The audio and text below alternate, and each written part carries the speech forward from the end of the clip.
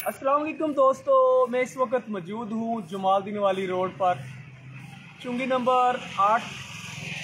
ये जो इमारत है ये चुंगी नंबर 8 की है। यहाँ से आपको लाइव बनाकर दिखा रहा हूँ। दोस्तों, रात मेरे सामने एक वाक़या हुआ है।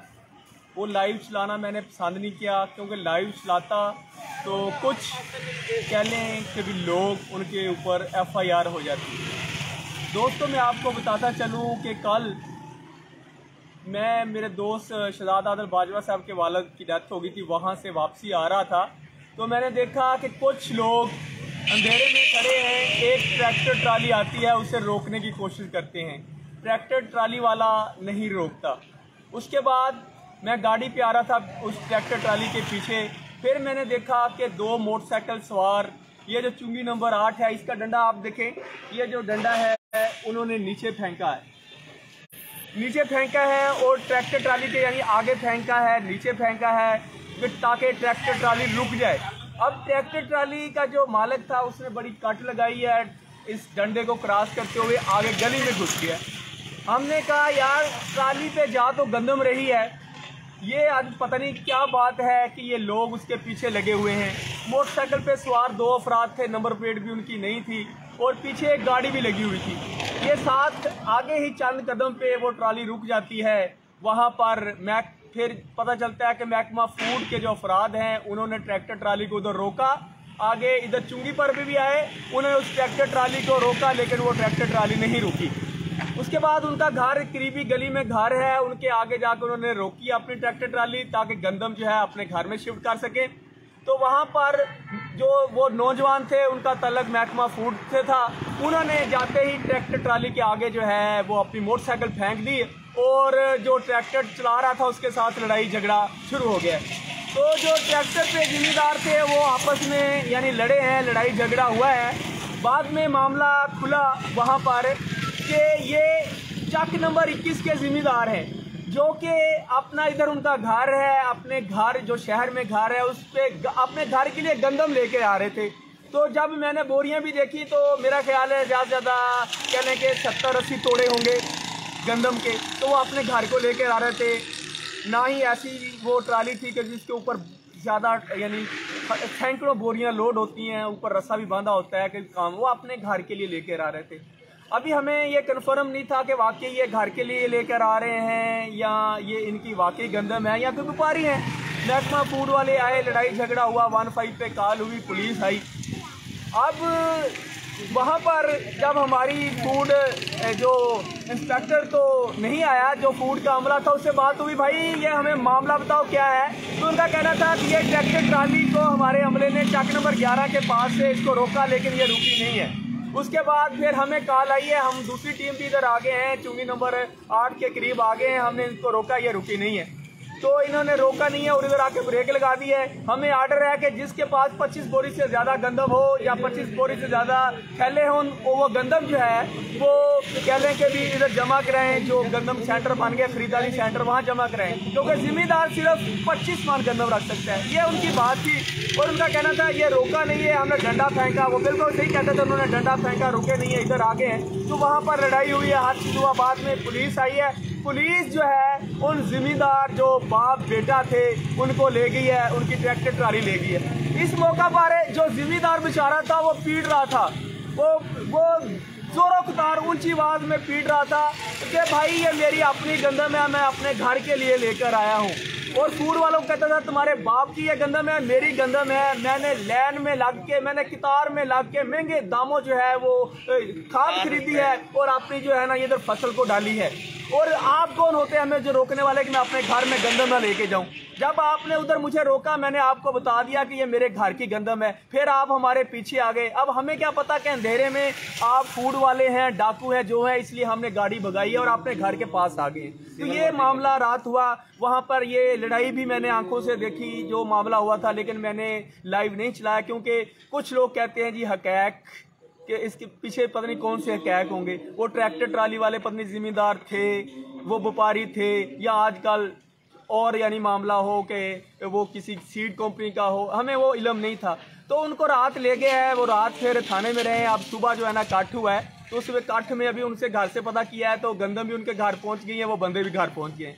तो यहाँ पर अलमिया देखें कि एक जिम्मेदार अपनी गंदम जो उसने इतनी मेहनत की है, इतना पैसा खर्च किया है, वो अपने चक से अपने घर नहीं ले आ सकता।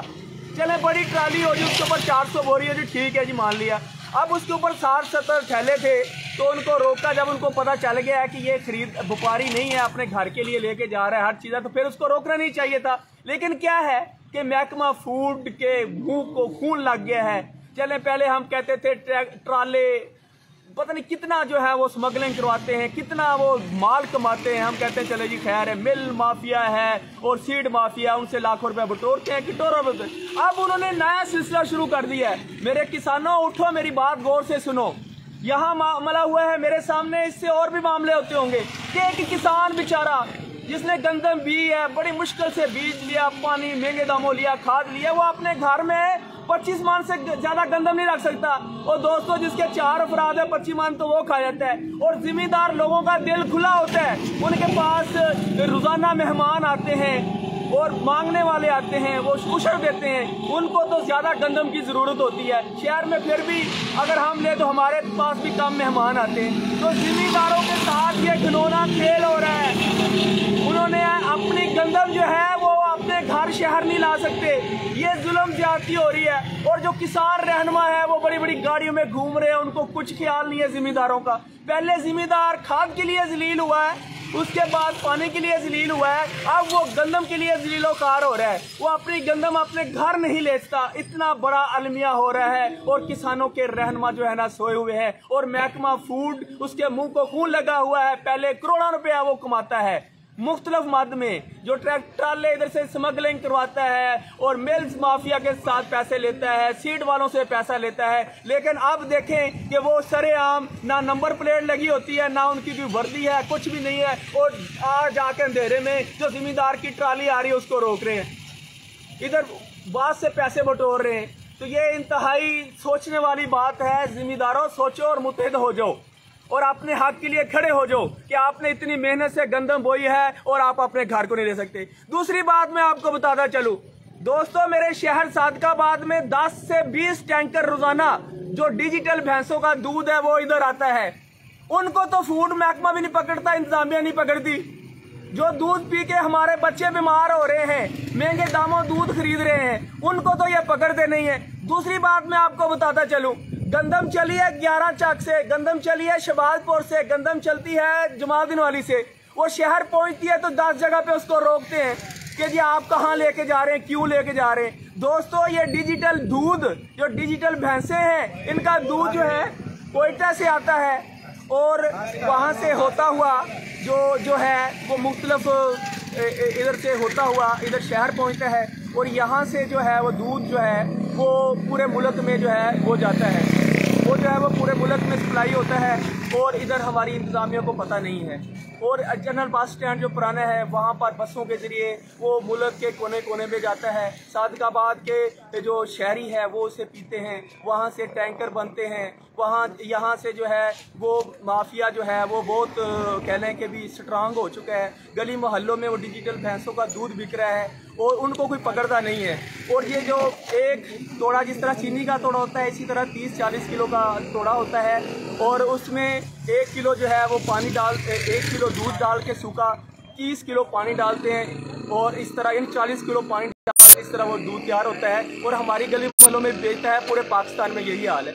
अब देखें कि कहाँ से ये ईरान से, चाइना से दूध आता है, डिजिटल भैंसों वाला यानी सूखा दूध आता है, यहाँ से मुल्क के कोने कोने में शिफ्ट होता है, उसको कोई पूछता नहीं है वो कहाँ से चलता है। इतनी चेक पोस्टें हैं, वहाँ से होता हुआ सादकाबाद में पहुँचता है, यहाँ से पूरे मुल्क में पहुँच जाता है। ये तो हमारी इंतज़ामिया को नज़र नहीं आता। इतनी जलील घटिया उनकी ये हरकतें हैं, उनको ये नज़र नहीं आता। और जो गरीब किसान अपनी गंदम घर को लेके जा रहा है वो नज़र आता है। तो इस तरफ भी सोचें, अगर नहीं सोचेंगे तो जलील किसानों ने होना है, जो दूध पी रहे हैं वो नहीं होना है। हमने आपको आगाह कर दिया है कि सादकाबाद में 20 टैंकर आते हैं और बसों के ज़रिए यहाँ पर बड़ी तादाद में सूखा दूध होता है, पाउडर होता है, जो मुल्क के कोने कोने में जाता है। ये जनरल बस स्टैंड पुराने में आता है, वहाँ से जितनी भी बसें जाती हैं लाहौर की तरफ, उनकी अगर डिग्गी जो बड़ी बड़ी बनी हुई है, जो उनकी डिग्गी है यानी उनके खाने बने हुए हैं, वहाँ स्मगल होकर जा रहा है। अब इसको किसने पूछना है? ना महकमा फूड पूछ रहा है, ना महकमा फूड पंजाब अथॉरिटी पूछ रही है, ना हमारी इंतजामिया पूछ रही है। वो सत्तू पी के सूए हैं, वहाँ से करोड़ों रुपया वो मंथली ले रहे हैं। शुक्रिया दोस्तों, अल्लाह हाफिज़।